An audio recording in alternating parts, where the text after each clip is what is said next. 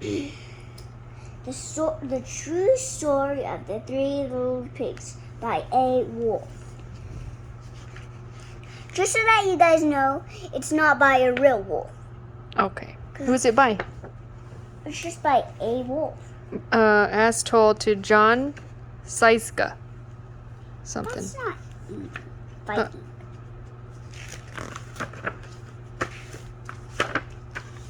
You're gonna read this? Go. Everybody knows this story of the Three Little Pigs, or at least they think they do. But I'll tell you in on a little secret. Nobody knows the real story because nobody has ever heard my side of the story. I'm the wolf, Alexander T. Wolf. You can call me Al. I don't know how this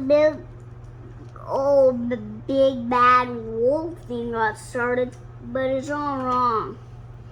Hey, maybe it's because of our diet. Hey, it's not my fault. Wait, I meant, maybe it's because of our diet. Hey, it's not my fault. Wolves eat cute little animals, like bunnies and sheep and pigs. That's just the way we are. If cheeseburgers were cute, folks would probably think you were big and bad too. But like I was saying, the whole big bad wolf thing is all wrong. The real story is about a sneeze and a cup of sugar. This is the real story. Way back once upon a time, I was making a birthday cake for my dear old granny. I had a terrible sneezing cold. I ran out of sugar. So I walked down the street to ask my neighbor for a cup of sugar. And he wasn't too bright either. Now this neighbor was a pig. And he wasn't too bright either. His whole house out of straw. Can you believe it? I mean, who in his right mind would build a house out of straw? House of straw. Who in his right mind would build a house out of straw? So of course the minute I knocked on the door, it fell right in. I didn't want to just walk into someone else's house, so I called. Little pig, are you in? No answer. I was just about to go home without the cup of sugar for my dear old granny's birthday cake. That's when my nose started to itch. I felt a sneeze coming on. Well, I huffed and I snuffed and I sneezed a great sneeze. And you know what? That whole darn straw house fell down. And right in the middle of the pile of straw was the first little pig, dead as a doornail. He had been home the whole time. It seemed like a shame to leave a perfectly hand dinner lying there in the straw. So I ate him up. Think of it as a big cheeseburger just lying there. I was feeling a bit better, but I still didn't have the cup of sugar for me, so I went to the next neighbor's house. Now, this neighbor was the first little pig's brother. He was a little smarter, but not much. He had built his house out of sticks.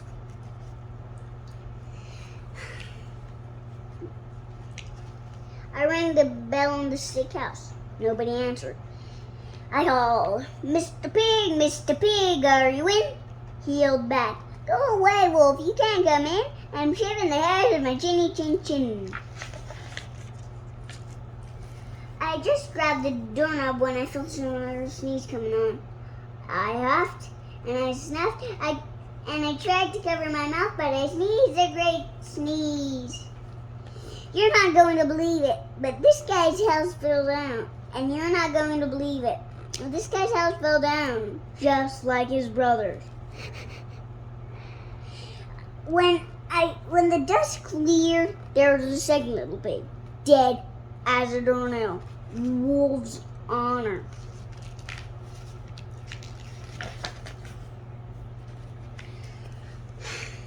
Now you know food will spoil you if you just leave it out in the open. So I did the only thing there was to do. I had dinner again. Think of it as a second helping. I was getting awfully full, but my cold was feeling a bit better, and I still didn't have that cup of sugar for my dear old granny's birthday cake. So I went to the next neighbor's house. This guy was the first and my second little pig's brother. He must have been the brains of the family. He had built his house out of bricks.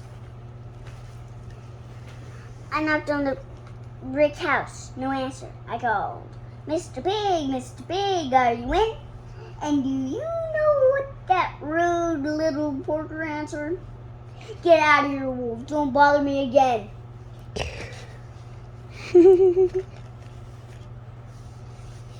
Talk about impolite. He had probably had a whole sack of sugar, and he wouldn't even give me even one little cup for my dear sweet old granny's birthday cake. What a pig! I was just about to go. You can't see. And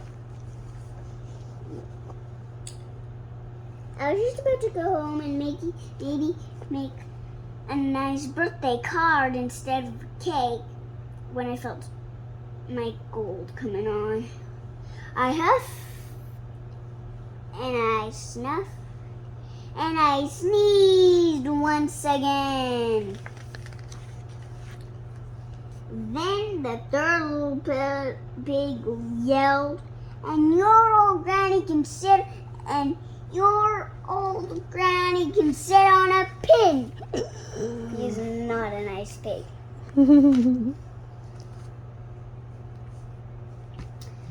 Now, usually a perfect calm fellow, but when somebody talks about my dear old granny like that, I go a little crazy sometimes. When the cops drove up, of course, I was trying to break down this pig's door, and the whole time I was huffing and puffing and sneezing and making a real scene. The rest, as they say, is history. The news reporters found out about the two pigs I had for dinner. They figured a sick guy going to borrow a cup of sugar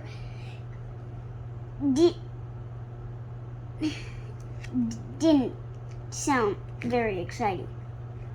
So they jazzed up the story with all that huff and puff and blow your house down. They made me the big bad wolf.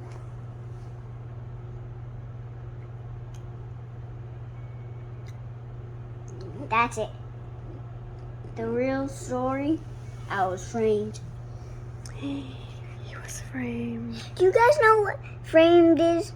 No, what's framed? You gotta tell them. Oh, he was set up. He was. What is that? They made him the big bad wolf. You made him They made him look like look like a big bad wolf. He was framed. They made me the big bad wolf. Yep. They made him They made him.